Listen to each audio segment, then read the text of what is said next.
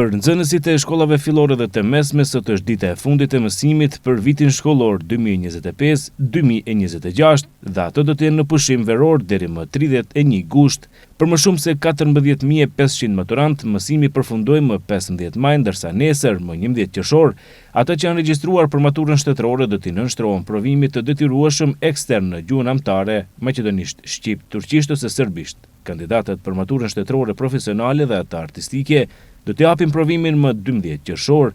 Pjesën e parë të provimit zgjedhor ekstern maturantët e zhvilluan më 6 qershor. Nga gjithsej 14.587 nxënës të paraqitur për maturë, 12.184 janë regjistruar për maturën shtetërore, ndërsa 2.276 për maturën shtetërore profesionale dhe 127 për maturën shtetërore artistike.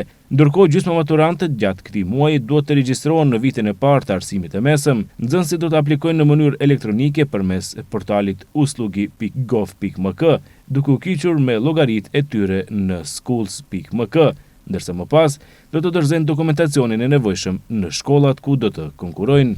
Gjatë muajit qershor do të ketë 2 afate për aplikim elektronik. Sipas konkursit të Ministrisë së Arsimit të Shkencës, afati i parë do të zgjas nga 12 qershori deri në 15 qershor, ndërsa aplikimi i dytë në afatin e qershorit do të zhvillohet më 23 qershor.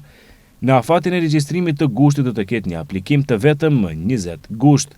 Me konkursin janë paraparë mbi 25.000 vende të lira në të gjithë 109 shkollat e mesme publike në vend. Prej tyre, më shumë se 17.000 vende janë në arsim profesional, rreth 6.000 në gjimnaze dhe 570 vende të lira në arsimin artistik.